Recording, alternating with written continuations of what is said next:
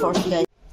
So ayan nga guys, to this video guys is magluluto tayo ng patata brava. So of course guys, nagbalat muna ako ng patatas, 6 na piraso para sawa-sawa sila. Binabad ko po siya sa tubig para hindi po siya mangitim. Tapos guys, ikakat po namin siya ng ganito kasi mas gusto ni amo na gantong pagkakat para daw mas maganda. So ayan, pagkatapos natin ikat lahat guys, so ayan, ipiprito po natin later.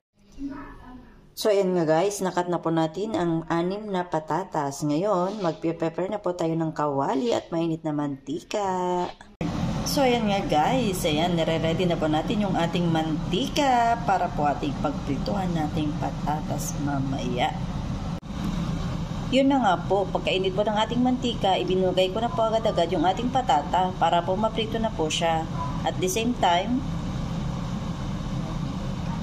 ito nga pong sauce na gagamitin natin sa ating potato brava guys. Ayan, ihahanda lang po natin siya at pakukuluin naman po natin saglit. Ayan po, nasa kawali na nga po siya. At pakuluin na po natin siya ng mababang temperatura po ng ating apoy para hindi po siya agad masunog.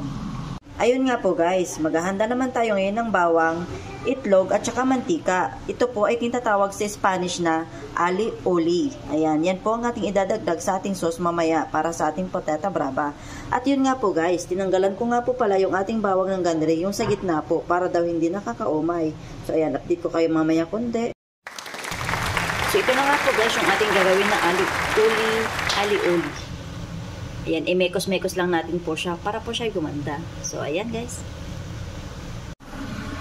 So, ayan, umpisa na natin yung mekos-mekos. So, ito lang po yan. Kahit hanggang po siya ay